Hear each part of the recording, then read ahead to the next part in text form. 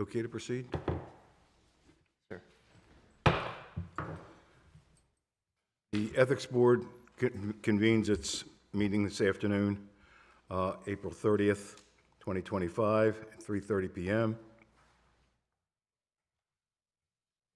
I'll commence by reading the minutes of the last meeting, which was April 23rd at 3:30. The Taneytown Ethics Board met with members Chairman Steve Marsalek, Richard Ott, Linda Canfield, and Robert Hill. Clerk Coleman was also present, and Attorney Gullo was present virtually.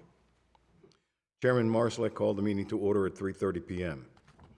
Motion to approve the March 26, 2025 regular meeting and closed session by Marsalek, seconded by Ott. Board member Robert Hill requested a change to correct his name on the closed session minutes, and Marsalek amended his motion to approve both sets of minutes with the correction, seconded by Hill, carried 4-0. The board members reviewed the second reporting of campaign finance forms from Lillian Hardy, Stephen Nick Kalinok, Harry Mead, and Rachel Miller for the May 5th, 2025 election, and noted issues. Clerk Coleman was directed to contact individuals for correction. The forms will be deemed complete and correct when the corrections have been submitted by unanimous consensus of the board members. Chairman Marsalek expressed concern that some of Rachel Miller's signs did not include the property authority line. Proper. Yeah, it should be proper, Sorry, I'll not change property. But Mrs. Miller explained that she had written the authority line on the building sign with permanent marker and that the yard signs did in fact have the authority line. Mrs. Miller was instructed to rewrite the authority line on the building sign because it was no longer visible, and Mrs. Miller presented a yard sign for inspection with the authority line visible in the lower left-hand corner. There was discussion about the fact that the campaign finance law does not specify a size requirement for authority lines. No further action was requested by Mrs. Miller regarding the yard signs. Board member Hill inquired if a social media post by Rachel Miller violated the campaign finance law by including an official in uniform. Attorney Gullo explained that this is not a violation by the candidate and will be the decision of the city manager to determine if the officer was in violation of any rules associated with the employee manual. Motion to adjourn was made at 4:15 p.m. by Mr. Ott, seconded by Mr. Hill, and unanimously carried. Respectfully submitted, Clara Coleman. Can I have a motion to accept the minutes? Move to approve? Second that. I second that. Okay, the minutes as read and corrected with that one little change is hereby adopted.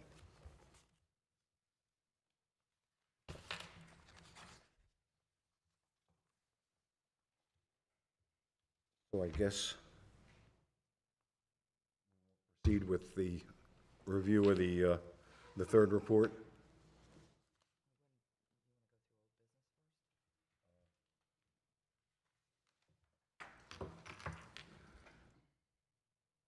Yeah, under old business, we'll take care of old business now.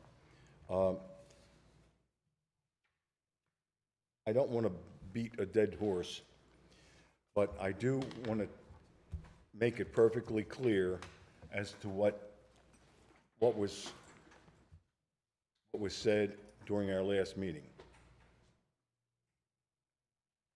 The question was the authority line on the big banner on the side of the building? And we were assured that it was. Now, Ms. Canfield, I believe it was our either first or second meeting, and I don't remember which one, but Ms. Canfield pointed out the authority line was not there. Subsequent to that meeting, I drove through the parking lot and I verified what Ms. Canfield said, and it was absolutely true that it was not there. Now, Let me just add to this. I didn't walk up and look at the sign. I was under the impression that there was a required size for the signages because there is in real estate. So that was where I was coming from. So you couldn't see an authority line from just driving by. I did not walk up to see if there was the pen and ink that she says she told us last meeting that she put there. Well- So it wasn't visible from the street. I was incorrectly thinking it should have been. I've been since told that that's not a requirement. That's right, but immediately following that meeting, I drove past it, and I was, I don't know, 5 feet away from that big sign, and it was not there. Then last week, which would have been, I guess, the 23rd meeting, Yeah, the 23rd. I raised the issue again, and Ms. Miller indicated that, oh, yes, it was there.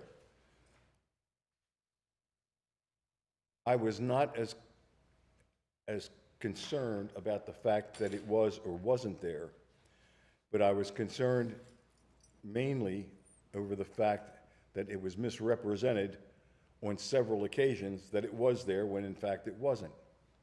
Now, it is there today. And I actually saw Mrs. Miller when she was putting that legend on there, and it's fine. There's no problem with it as it stands now. But the issue, the real issue is I did not appreciate that a misrepresentation was made to the Ethics Committee when it was absolutely 100% incorrect. Now, Mr. Miller attended that meeting toward the end, and he said that during his campaign, he was told that that authority line wasn't there, and unlike Mrs. Miller, Mr. Miller said, no problem, I'll see that it's there, and that he did. He didn't come to the meeting and say, oh yeah, it's there, you can't read it. He acknowledged that it wasn't there, and that was fine. We had no problem with that whatsoever. He amended it, everything was taken care of. But Mr. Miller was taking the position that our position with Mrs. Miller was identical to the situation with his sign, and that is absolutely incorrect. That is not the way that it went down. So, it's all taken care of now, but I think that going forward, I would like to make a recommendation that the signage regulations be amended so that they make sense. Why do I say that? On the yard signs, I stood 5 feet away, and I swear, I even took a picture of it. I could not read any authority line. Now, when we were here in our meeting, I pulled it up, and I kept blowing it up, blowing it up, blowing it up, and there, sure enough, it was there.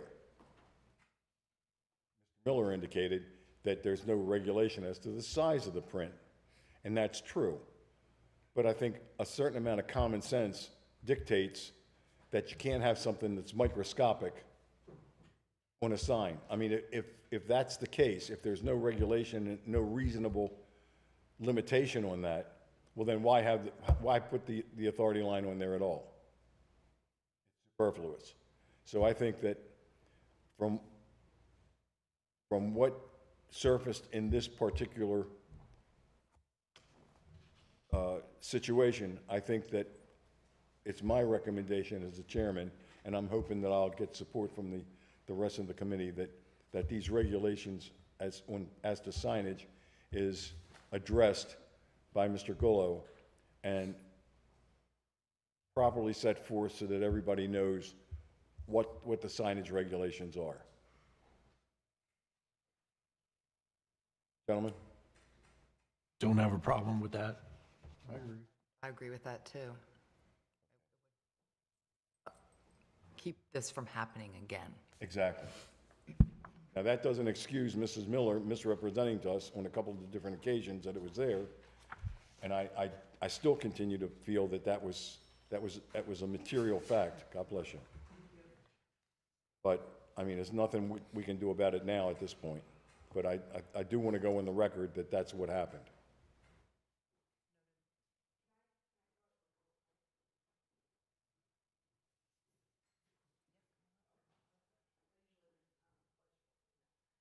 So I just want to point out that Taneytown is actually the only city in the Carroll County area that actually uses authority lines.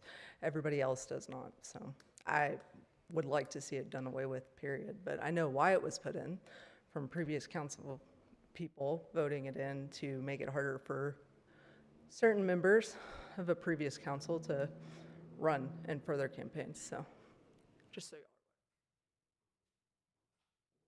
Thank you. I imagine we can, at this point, move on to the new business, which is the, We will make sure that the mayor and council receive the recommendation from the commission to revisit the sign ordinance or the campaign finance ordinance for that authority line. Consider adding a minimum size. Or maybe go remove it if she's factual that the other That may be, don't require it. well, I don't know I that think for a it's, fact. I don't either, but I think that's, and that will be the, between this election cycle and next, Oh, yeah. the mayor and council will have opportunity to make any amendments that they think necessary to the campaign finance code or the sign ordinance. As I think as long as we have something in place before the next campaign season starts. I like to think that we learn from our experience and can revise things as we go along and do better the next time. So if there are changes to be made, we just need to, that'll be up to the mayor and council of the next year and a half to make those changes as they see fit, to anything regarding the election or campaign finance. So before we put a bow on this item and move on to new business, you were not here at the last meeting, but I was going to ask, is there any requirement, zoning or campaign regarding the size of signs? Because if someone didn't own a business and asked someone to put a similar sign on the side, would that be in violation? So all of that should be addressed between now and the next cycle of elections. And I didn't know the answer to that, so I couldn't ask you that. But I suspect the square footage of the sign was pushing the limits. Certainly. Now, in campaigners' defense, the staff have been asked, early on in the campaign season or even before the campaign season probably about signage. And since I have been involved with city government, the city has not regulated campaign signage for local, state, or federal elections. The city attorney pointed out a meeting or two back that campaign signs do fall within district regulations, so we could enforce district regulations on campaign signs as far as the size allowed. And I'll ask the attorney to step in if I've misspoken here. The thing that gets complicated for me as the one who would oversee enforcement is our sign code provides sign regulations for what are termed commercial and industrial districts, which we apply to our general business and restricted industrial district. Then there's a section that speaks to the downtown business district where we are today.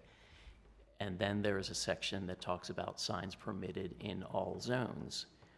That section is very limited.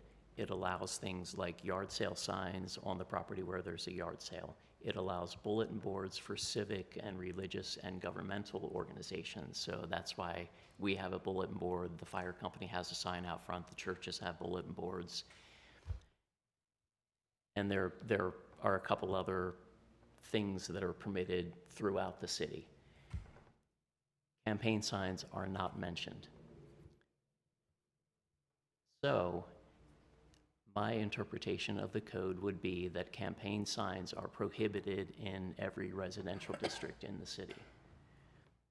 So I think if we start talking about having to enforce campaign signs based on the sign code, we need the sign code to speak to them. So we would need to, I think the amendment would be to add something in the signs permitted in all zones that would allow campaign signs to be throughout the city.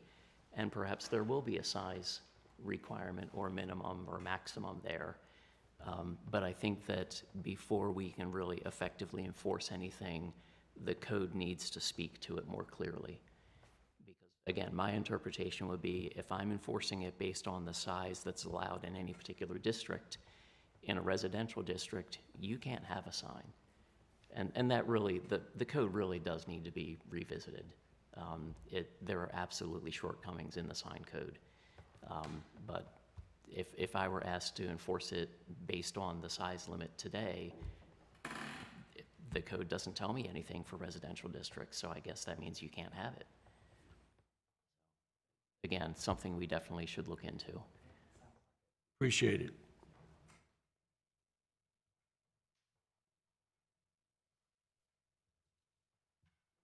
Okay, so we'll move on.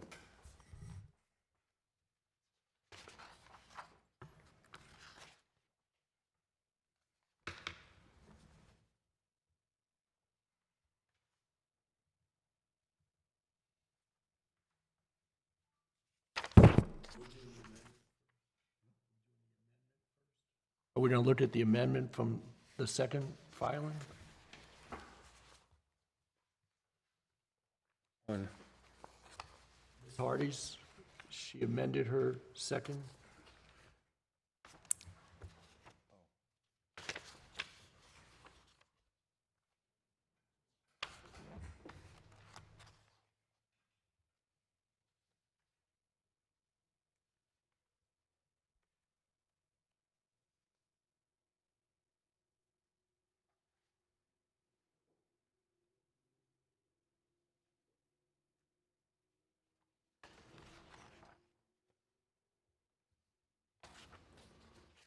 So you're saying that the 328.25 was an in-kind donation by Mark Stevenson? And then, so he put it on his credit card, so he paid for it as, you didn't handle the money at all, is that right? He just did this directly for you? So that makes it an in-kind on his part, okay. My question is, if you're self-funding, are you allowed to accept even in-kind donations of that nature? I'm going to interrupt for a second. Ms. Hardy, would you mind coming up to the table so that you can speak to the microphone? Thank you. I'm Lillian Hardy, and first of all, in the beginning when I applied to become a candidate, I applied at the very last minute. It was a thick packet, and actually, I handed it in 1 hour prior to the closing. So I literally was rushing through that packet to get it in. This is my first time ever doing this.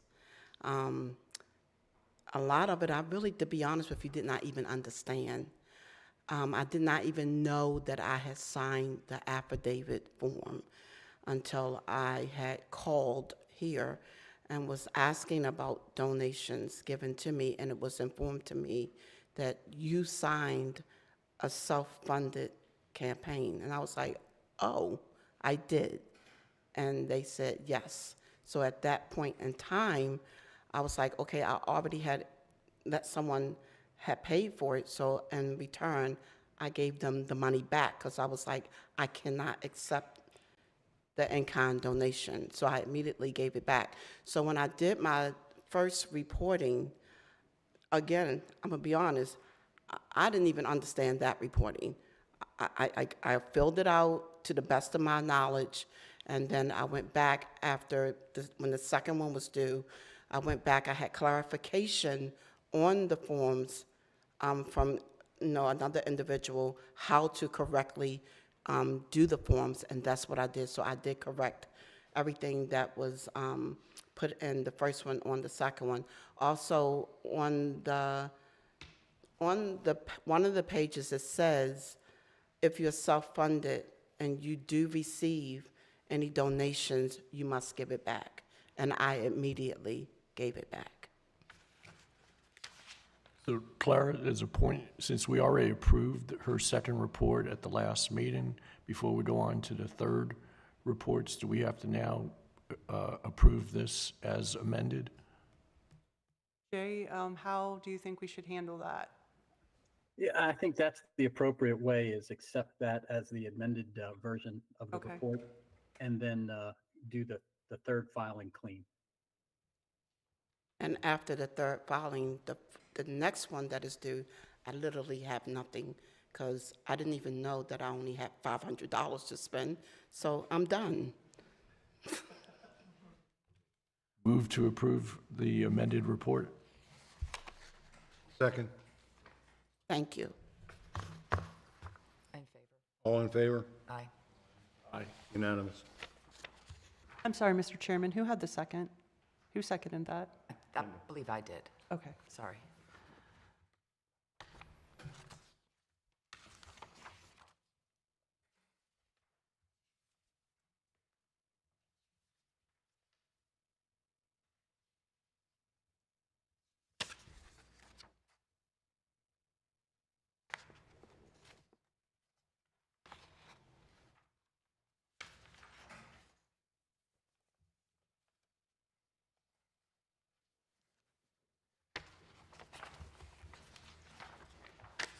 Sorry. On your third report, you have an in-kind donation of $328.25. Was that your money that you put into it? Because I see where you gave back the 127.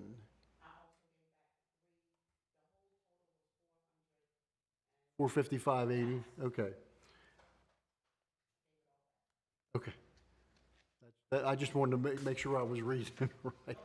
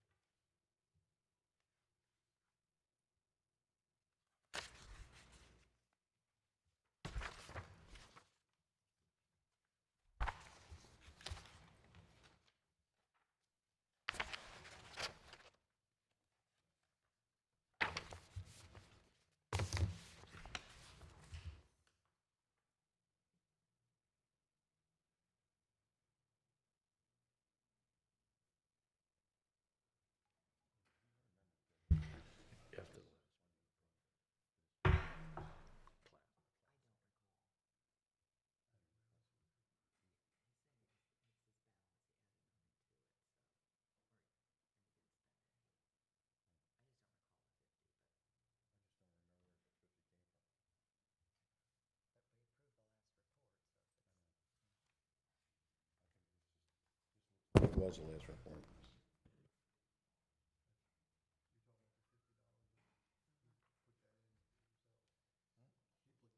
Right, now I remember. On the last I one you think put it it. was, was. yeah, okay. Yeah. okay. I thought it was, but I wasn't 100% sure. I had to go back and look myself.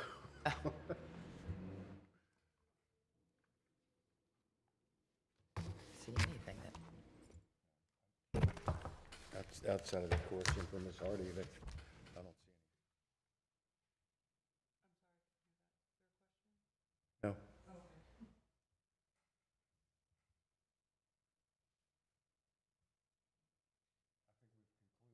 Okay. Or do you want to take a motion to approve the forms, or are you just going to do it by consensus? I'll entertain a motion. accept the forms as submitted without any changes. Take a vote. Aye. Unanimous. Okay.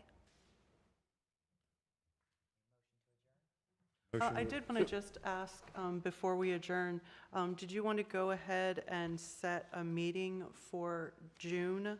The final report is due Saturday, May 31st. So did you want to go ahead and schedule a meeting in early June to review the fourth report? Or do you want to wait? Is that too far out to put on your calendars? Okay, The first Wednesday would be the 3rd. fourth. I'm sorry, the 4th.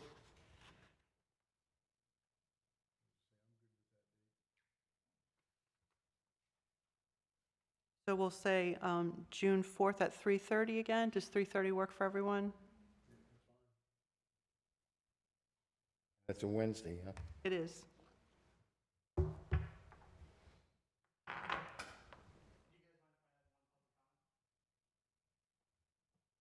Step up to the mic.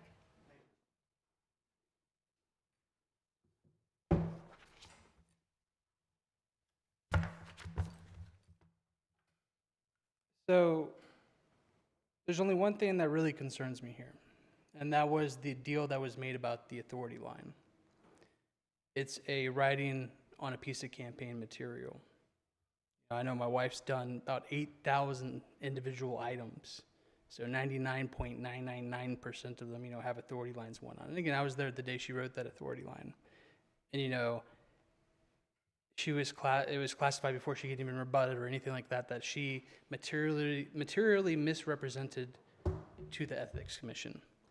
And I know, and again, I waited for you guys to approve me before I even talked about this, because this is what worries me.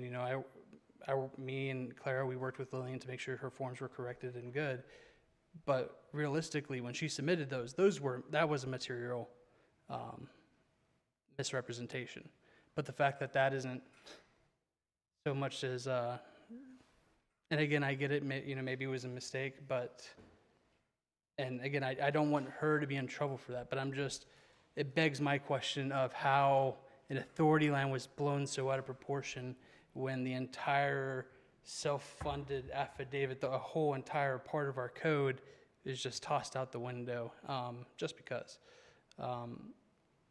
So again, this isn't a critique at Lillian, this is actually a critique to the ethics board of, I guess, the picking and choosing of what is, I guess, material misrepresentation. That disappoints me. And it disappoints me that, again, it was just, oh, okay, carry on. You filed a second report that said you paid for it, but somebody else did. No, who cares, I guess. But again, an authority line on a one singular item of a campaign,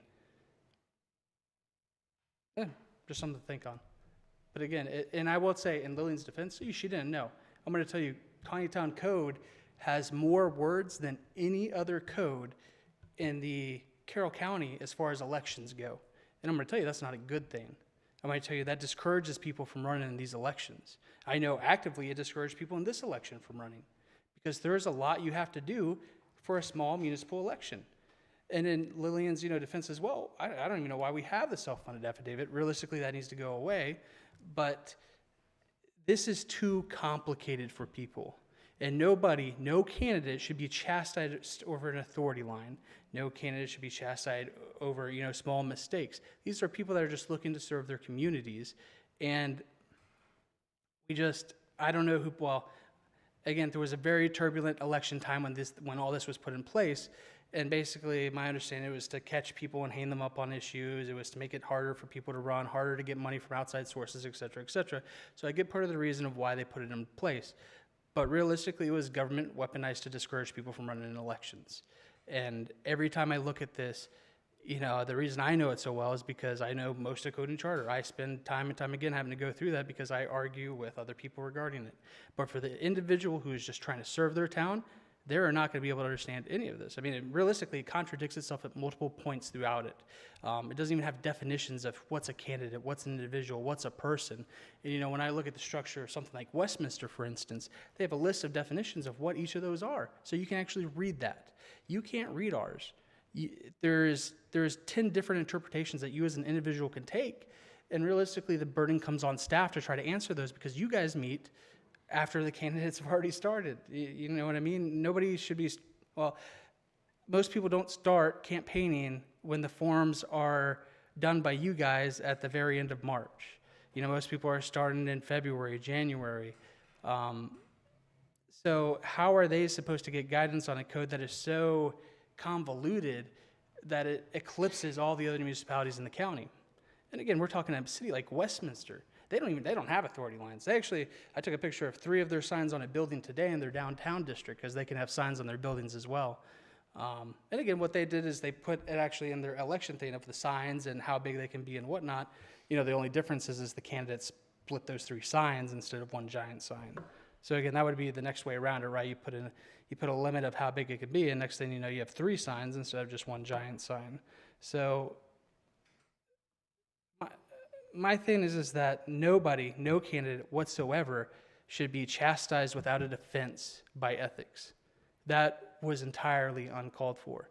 And again, material misrepresentation requires you to have proof that it was her intent to misrepresent up here. And again, I was there when she put that on there. We went down and tested it a couple times on a couple different of our signs and fabrics, put some ethanol on a little wipe, take it up to one of those signs, you can wipe it off. That's a permanent marker. If people know how permanent markers work. It's just, and I'm going to tell you, even if you go to that side of the building, take a look at the signs that are there. Look at the sun bleaching. The metal signs are actually out of color because the sun has bleached them off. So even if someone didn't write it off, the sun could have bleached it. Anything could have happened.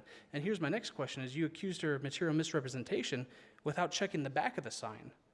For all we know, Come on. well, it doesn't say where it has to be, does it? Oh, come on. And here's the thing: is that not only does it not say where it has to, it doesn't say where it has to be. It actually says it shouldn't be on campaign material, if you read it. So it shouldn't be part of the campaign material, is what I should say. So again, technically, you could have put that on the back of the sign if you really wanted to, and that would have been in compliance with the code. But you can't go and say somebody has material misrepresented to ethics before you even have the facts, before somebody can even defend themselves, because what you have done is you've tarnished somebody's character during an election. And I know, Rachel's too polite, everybody else is too polite to say it, but that's not right. Nor is it right for the second week in a row for you to publicly, as the mayor, chastise the Ethics Commission for implying that we're acting unethically when, this is, you said that it's hard to get candidates to want to run. It's going to be hard to get candidates or people willing to serve on these volunteer commissions if this is going to be the behavior. So you said your piece last week.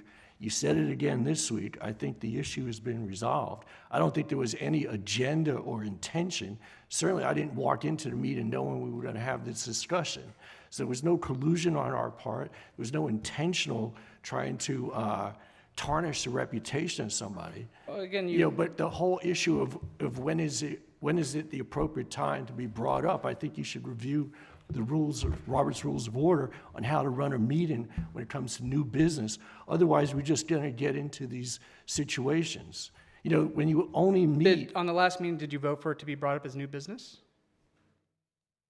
Do we vote for it? It was a follow-up question, I believe. I'm just asking. Because here's the problem: is you can't say somebody's material misrepresenting, questioning their character, without the chance for a rebuttal from them. At least that's not right in my book. And again, I know you want to say Robert's Rules of Order, but if you wanted something added to the agenda for actual topic discussion during a meeting, you're going to vote on that as a body. That's, as far as I'm aware, that's what it says in that book. I could be wrong, though. But my problem is that at the end of the day, that this meeting started with the same concurrence that she materially misrepresented. I have yet to see anything that shows that she willingly lied to you, because she didn't, and I know she didn't. And that is my issue. You actually had a form that was stated, signed, and actually said that this person made this contribution to themselves, and you guys just accepted a amendment to it that basically said that they lied on it. And that wasn't material misrepresentation. Wasn't But- intentional. With what was written. Well- It was not intentional. So here's my, In the and first, this is, listen, I'm not trying to get her in trouble, but this is my next question. So if she further accepted donations after her second form, when she knew she couldn't accept donations, if you look at her third form, there's gonna be another donation, is there not? And nobody questions any of that, but I know, Listed it as in kind. I know.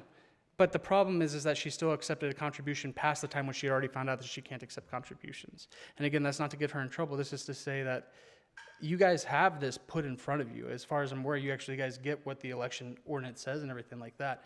So there shouldn't, I shouldn't have to say that you don't have to have a size requirement. And I know the attorney said it was common sense that it needs to be blown up in size so everybody can read from the road.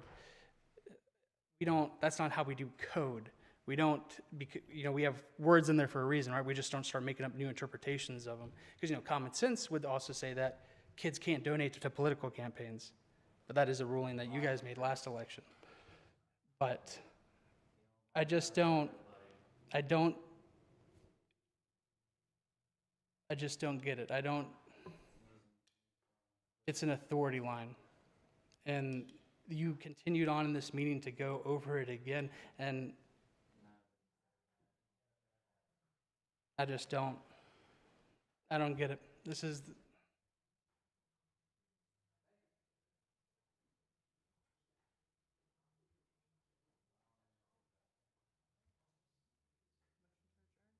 again, motion to adjourn? So moved? Second. Second. Meeting's adjourned.